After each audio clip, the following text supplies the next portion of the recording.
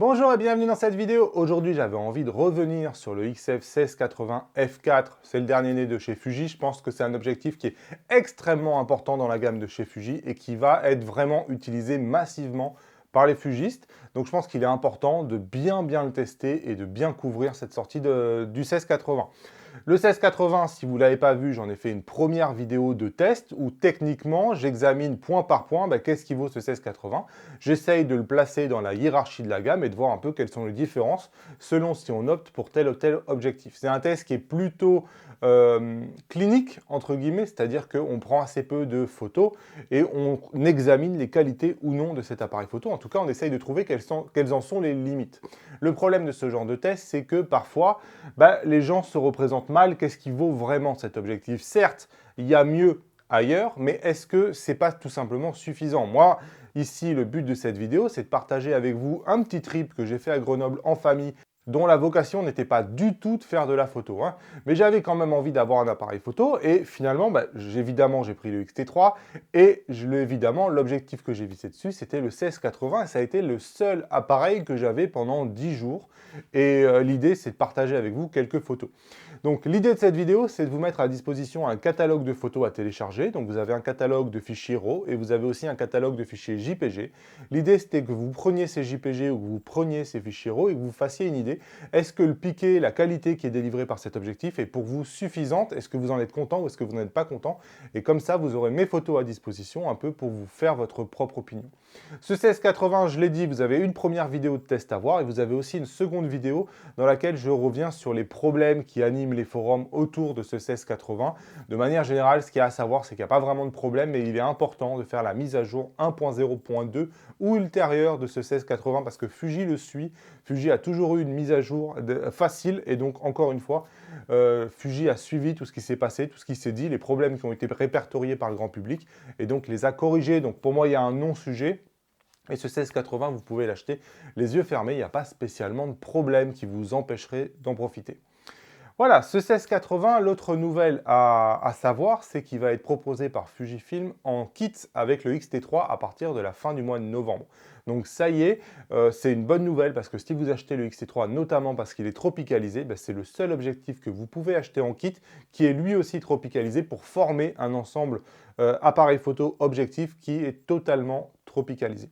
Alors ce 1680, je ne vous le représente pas, mais vous voyez, c'est un objectif qui est relativement compact sans être extrêmement compact, c'est-à-dire qu'il n'est pas non plus ultra compact, il zoome comme ça en externe, il est bien construit, on a la bague ici qui est graduée, la bague de zoom, la bague de mise au point, il n'y a pas grand-chose à en dire, ça respire la solidité et c'est bien construit. L'idée de cette vidéo, c'est de regarder quelques photos, donc on va aller sur l'ordinateur. Alors ici, il n'y a pas de secret, les photos, c'est sans prétention. Je ne suis pas du tout parti à Grenoble pour faire de la photo. Je revenais de 2 voyages photos complets, j'en pouvais plus, pour vous remettre un peu dans le contexte dans lequel j'étais. Donc j'ai fait quelques photos de famille à un moment donné où c'était des bons moments. Mais c'est vrai que je n'étais pas parti à Grenoble pour faire spécialement cette vidéo. Je n'ai pas multiplié les photos. Peut-être qu'effectivement, si j'avais eu en tête que j'allais faire cette vidéo et que j'allais faire ce que je vais faire avec ces photos-là, j'en aurais fait plus, j'aurais multiplié d'autres prises de vue. Ce n'était pas du tout le cadre des vidéos, des photos que j'ai faites là, mais j'ai juste envie de partager quelques photos avec vous pour que vous les ayez en téléchargement et que vous puissiez vous faire votre propre veille. Donc ici, vous allez voir que je vous mets à disposition le fichier RAW. Donc ici, c'est un fichier RAW et je vous mets à disposition le JPG. Moi, j'ai utilisé aussi le JPG lors de ce petit voyage-là, c'est-à-dire que j'ai joué avec les simulations de films. Un coup, j'utilise du Acros, un coup, j'utilise de l'Astia, un coup, j'utilise du Provia, un coup, j'utilise le négatif. Voilà, je me suis amusé avec ça. Donc ici, on va rapidement les passer en revue. Il n'y a pas grand-chose à en dire. C'est à vous de les télécharger, de vous dire est-ce que ça vous convient ou est-ce que ça ne vous convient pas. Ici, je vous ai mis une photo. Alors, d'habitude, lorsque je vous fais des photos dans un test, on ne teste pas le boîtier, on teste l'objectif. Du coup, toutes les photos sont à ISO 160 pour avoir la meilleure des qualités et pour pas que la montée en ISO du boîtier dégrade le signal. Ici, encore une fois, on est dans un cas où je ne fais pas un test clinique, c'est juste des photos d'un petit voyage en famille comme n'importe qui pourrait venir le faire. Donc, on va avoir des photos de mes enfants, on va avoir des photos de scènes de rue ou qui m'ont amusé à un moment donné, ou de vues qui m'ont intéressé, même si à Grenoble, finalement, je n'ai pas trouvé tant de vues que ça qui m'ont intéressé. J'aurais probablement dû monter plus dans les montagnes, mais j'étais là-bas surtout pour me reposer. Bref, on est parti. Donc ici, on est sur une première photo à ISO 6400. Et effectivement, vous allez voir, il y a du grain. Donc si vous zoomez dedans, bah, ça va vous donner un peu une idée quand même du piqué. Vous allez voir que malgré une photo à 6400, je trouve que la photo, elle passe quand même relativement bien. Une photo que j'avais pris plutôt en across sur l'appareil photo. Voilà, ici, je crois qu'on est en Classic Chrome. Alors, j'adore le Classic Chrome, je l'utilise énormément et je pense qu'il y a quand même pas mal de photos qui sont ici, qui sont traitées en Classic Chrome en priorité. Et ensuite, j'aime beaucoup le Acros plus R, je crois, celui qui donne les visages, les teintes de peau les plus clairs, en noir et blanc. Allez, ici, on est sur le RAW. Voilà, ça, c'est probablement de l'Acros. Alors, encore une fois, on peut zoomer dans la photo. Vous pouvez vous rendre compte ou non de la qualité de la photo. Ici, une photo à ISO 4000. Hop, traité en noir et blanc. Je rappelle, hein, c'est du traitement via la simulation de film de chez Fuji. J'ai absolument fait aucun développement sur ces photos. Et c'est justement des photos sur lesquelles on reviendra au début du mois de janvier où je vous montrerai les développements que j'ai fait de ces photos-là dans le cadre justement de lancement de mes formations au mois de janvier. Bref, ce n'est pas le sujet aujourd'hui. Donc, une photo avec Iron Man que j'ai dû traiter là aussi en... Alors, les simulations de film, je ne connais pas par cœur, je suis désolé. Hop. Là, j'avais bien aimé la machinerie rouge énorme, l'enfant en orange ici qui regarde vers la machinerie. C'était une scène qui m'avait plutôt amusé. J'ai essayé de cacher sa maman avec le bord ici. Enfin bref, j'ai fait ce que j'ai pu. Ah voilà, une scène de ville au 34 mm, enfin de paysage quoi. Vous allez voir que niveau détail, vous allez être servi sur ces photos-là. Je vous invite à zoomer à l'intérieur de la photo sur ces scènes-là. Vous allez voir que on est à 70 mm, c'est waouh. Quel que soit l'endroit que vous allez regarder, vous allez voir que on a du détail absolument partout et que quand même ça répond bien, hein. Je sais que j'ai dit lors du test du 1680 qu'à 16 mm, ce n'était pas toujours génial. Il faut bien se rendre compte que toutes les photos ne sont pas prises à 16 mm et que ce n'est pas parce qu'il y a un point faible à un moment donné au début de la plage focale que toutes les photos vont utiliser ce point faible-là. Et d'ailleurs, le 16 mm, je ne l'ai pas utilisé tant que ça dans ce voyage. Donc voilà, une photo qui a été traitée, je ne sais pas quelle simulation de film. Voilà, celle-là en noir et blanc. L'idée du noir et blanc, en fait, c'était de me débarrasser aussi de la veste orange qui était là. Voilà. On les passe rapidement, j'ai pas de commentaires plus que ça. L'idée, c'est pour vous de regarder un peu la qualité de ces photos-là. Là, vous allez voir que la tête du petit bonhomme, là, quand même, il y a quand même pas mal de qualité. Et ici, on est en Acros plus R. Voilà, une autre photo. Je vous invite à zoomer dans la photo. Et je trouve que c'est suffisant en termes de piqué pour la majorité des gens. Voilà.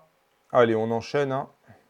J'ai voulu tester un peu de la macro, entre guillemets, mais là, regardez à quel point la macro est finalement pas si mal. J'ai quand même un joli piqué sur ce champignon. Ici, une fougère qui était éclairée différemment de ce qu'il y avait à côté. Ça a attiré mon œil. Une grenouille au milieu des plantes, pareil. Alors là, c'est de la photo uniquement pour aussi que vous puissiez voir le piqué. Vous voyez à quel point.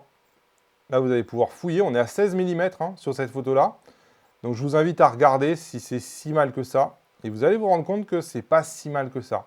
Si vous regardez effectivement sur les côtés, ici, là, au bord, vous allez voir qu'effectivement, c'est pas terrible. Enfin, on ne regarde pas comme ça généralement. C'est pas là où il y a le sujet le plus important en général, le bord. Et regardez ici sur cet arbre, vous allez voir que c'est pas si mal au centre, hein. Je vous invite vraiment à étudier ces photos-là. Ici, avec des fougères, pareil. Ici, sur une scène un peu plus active, donc il fallait que l'autofocus suive. Et il a suivi l'autofocus, j'en ai été vraiment content. Quel que soit ce que je lui ai demandé au fur de ce voyage-là, sincèrement, il a toujours fait le job. Et j'en ai été extrêmement content. Ici, on peut zoomer, vous allez voir que la photo, elle est parfaite. Voilà, j'ai évidemment aussi joué avec la stabilisation. Lorsque dans un parc, je me suis retrouvé face à une petite cascadette, je me suis dit, ah tiens, ça pourrait être un terrain de jeu pour la stabilisation du 1680. Je me suis dit, on va tenter. Et effectivement, c'est vraiment sympa. J'ai fait la photo pour mémoire à 1/60e de seconde, donc la photo un peu classique, telle qu'on peut la faire si on n'a pas de stabilisation. Ici, on peut voir que on n'a pas tellement de texture dans l'eau, on n'a pas ce filet d'eau, etc. On n'a pas flouté grand-chose. Et j'ai testé la même photo, vous voyez la différence entre 1/4 de seconde et 1/60e de seconde. Et donc, à 1/4 de seconde, je garde pas mal de netteté, hein. Regardez ce rocher là, il est parfaitement net. Alors j'ai testé différentes combinaisons, là on peut voir que du coup l'eau ici, elle a pris le filet qui est caractéristique d'une pose longue, chose qu'elle n'avait pas ici, hein. Donc j'ai pu flouter tout l'avant-plan qui est devenu aussi, puisqu'il y avait beaucoup de mouvements dans l'eau, qui est devenu beaucoup plus flou. Et donc ça permet quelque part de jouer, j'avais pas de trépied. Si j'avais pas eu une aussi bonne stabilisation qui me permet de prendre des photos à un quart de seconde ou à un huitième de seconde, celle-là elle est à un huitième, c'est sûr que ces photos-là, j'aurais pas pu les faire. Donc c'est vraiment aussi un bel ajout d'avoir toujours cette stabilisation dans l'objectif-là et de se dire à tout moment, je peux essayer de faire des mini pauses longues et faire des effets qui peuvent être sympas. Alors, j'ai joué avec, cette photo elle est loupée, mais je voulais juste vous la montrer. Moi, j'aime de plus en plus, plutôt que de jouer avec des vitesses très rapides, j'aime jouer avec des vitesses très lentes et essayer de multiplier les filets. Alors ici, c'était sur la trottinette. J'ai l'effet que je voulais sur le fond, j'ai l'effet que je voulais sur le pied. Malheureusement, j'ai pas assez de netteté ici sur le visage, c'est dommage. Mais tout ça pour dire que, voilà, on peut s'amuser aussi avec des vitesses très très lentes. Voilà, ça c'est des exemples de vitesses très très lentes. Et le type de rendu finalement que je recherchais. Et le type de rendu qu'on a cette fois-ci quand on accélère la vitesse. Et là, encore une fois, je vous laisse regarder le piqué, c'est du très très bon niveau. Et ça me semble largement suffisant pour la majorité des gens. Et évidemment, cette photo-là, pareil, un petit portrait improvisé. On est à 70 mm. Je vous ai dit lorsque j'ai fait le test que je trouvais que grosso modo, l'appareil photo de la focale 23 mm à 70 mm, il est quasiment irréprochable. Et le piqué est très très bon. Et comme d'habitude, c'est toujours au début de la plage focale et à la fin de la plage focale que c'est un peu moins bon. Mais regardez ici, analysez cette photo. Elle est globalement de très très bonne qualité. Moi, personnellement, ça me suffit. Lorsque je suis en photo de voyage, comme ça me suffit largement. Voilà, je vous mets environ une 25 photos à télécharger au format RAW et au format JPG. Les liens sont dans la description. Si vous êtes sur mobile, il faut ouvrir la description. Vous avez généralement un petit triangle sur lequel vous devez cliquer en bas de la vidéo. Et c'est ce petit triangle qui va vous ouvrir les liens de téléchargement. Qu'est-ce que je n'ai pas dit pendant le test avec le XH1 qui marchait moins bien que le XT3 par rapport à la stabilisation? Beaucoup depuis m'ont demandé si ça avait été réglé par la mise à jour 1, puis par la mise à jour 2. Je peux vous dire que, après avoir testé, parce qu'il faut du temps pour tester, j'ai testé, oui, c'est réglé. Donc, globalement, je vous rappelle à quoi ça ressemble un XT1, un XH1 avec le 1680. Et donc, j'ai pu tester, je vais vous montrer quelques photos sur l'ordinateur. Donc, on va commencer à 1/8 de seconde, une vitesse qui est déjà très très basse. Vous allez voir que je vais pouvoir pousser un tout petit peu et je vais aller plus loin que le XT3. Alors, à 1/8 de seconde, on va passer les images en revue. Celle-là, elle est nette, celle-là, elle est nette, celle-là, elle est nette, celle-là, elle est nette aussi, nette aussi, nette aussi, nette aussi, nette aussi. Pour voir que globalement, ah voilà, celle-là, elle n'est pas nette. Vous voyez, pas nette du tout. Pas nette du tout. La dernière, c'est normal qu'elle soit pas nette parce que c'est le moment où j'arrête. Bref, sur une série d'environ 10 photos, il y en a une qui n'est pas nette. Donc 9 sur 10 à 1/8 de seconde, 16 mm. Qu'est-ce que vous voulez de plus? Donc je me suis dit, je vais tester. On va passer à 80 mm et on va toujours rester à 1/8 de seconde. Autant dire qu'on force la stabilisation. Comme vous pouvez voir, la première photo, elle est nette. Pas de problème. Seconde photo, nette, nette, nette, nette, nette. Vous avez vu, je peux zoomer. C'est bien net. Je fais un texte, évidemment, parce que le texte, on voit bien si c'est net ou pas. Là, celle-là, par exemple, elle est un peu moins nette. Vous voyez, ça bave. Et là, c'est parfaitement net. Donc là, je dirais que sur 10 photos, on en a à peu près 6 qui sont parfaitement nettes à 80 mm, 1/8 de seconde, ce qui est là encore une super méga bonne performance. J'ai donc décidé de tester à 16 mm, un quart de seconde, et on s'aperçoit que aussi il est capable de faire des photos nettes. Alors moins forcément, mais regardez celle-là, un quart de seconde, 16 mm, c'est nickel de chez nickel. Ici, on est à peu près sur un taux de 40%. À un quart de seconde, 16 mm, à peu près 40% de vos photos seront nettes. Vous avez évidemment, vous commencez à avoir du déchet. Voilà. Mais malgré tout, regardez celle-là. Elle est nickel. Et la suivante, évidemment, c'est du déchet. Voilà, donc du coup, je me suis dit, bon, on va tester, on va pousser encore plus loin, puisqu'on est encore à un taux de succès relativement bon. on va pousser à une demi-seconde. Une demi-seconde, sur le XT3, c'est absolument impossible d'avoir mieux, hein, d'avoir une demi-seconde. Même pas une photo. Alors ici, c'est compliqué aussi, on va pas se mentir. Vous pouvez voir que les photos sont globalement floues. Mais on arrive, par exemple avec celle-là, à avoir des photos qui sont relativement sharp à une demi-seconde. Alors ici, ça va être 2 sur 10. Hein. C'est ça, ça va être 2 sur 10 pour avoir une sharp. Celle-là, elle est sharp. Hein. Comme vous pouvez voir, ça ne baffe pas. On est à une demi-seconde, 16 mm. C'est une performance extraordinaire pour un capteur APS-C d'arriver à stabiliser tout l'ensemble sur une demi-seconde. Une demi-seconde, on est à 16 mm. Là, c'est vraiment, vraiment pas mal. Bref, tout ça pour dire que pour moi, c'est corrigé. Le XH1 marche bien en combinaison. Donc probablement que la Dual Stabilization a été synchronisée par Fuji. Et il n'y a plus trop de sujets, vous pouvez foncer avec vos XH1 et le XF 1680 d'après mes tests. Voilà, merci d'avoir regardé cette vidéo. Donc vous avez compris, hein, moi le XF 1680, j'en ai été très content. Sur le terrain, il a répondu présent dans toutes les situations. Sa stabilisation m'a bien aidé. Son autofocus a été vraiment irréprochable. Et c'est un objectif qui sincèrement vaut son prix et je trouve que c'est une excellente addition à la gamme Fuji. Donc voilà, quand Fuji fait quelque chose de bien, il faut le dire aussi. C'est un objectif que je ne vais vraiment pas hésiter à faire, à prendre avec moi à chaque petit voyage comme ça, dont le but n'est pas spécialement de faire de la photo, où j'ai envie de partir léger. C'est un 24 mm, 120 mm qui va être capable de couvrir quasiment toutes les situations. Et c'est vraiment pour ça que je vais le prendre. Merci d'avoir suivi cette vidéo. Lâchez-moi les pouces levés vers le haut si cette vidéo vous a intéressé. Si vous débarquez chez Fuji, vous avez le guide de démarrage du fugiste débutant en cliquant sur les 12 conseils qui sont juste ici. Et moi, je vous dis à bientôt pour de nouvelles vidéos. Salut!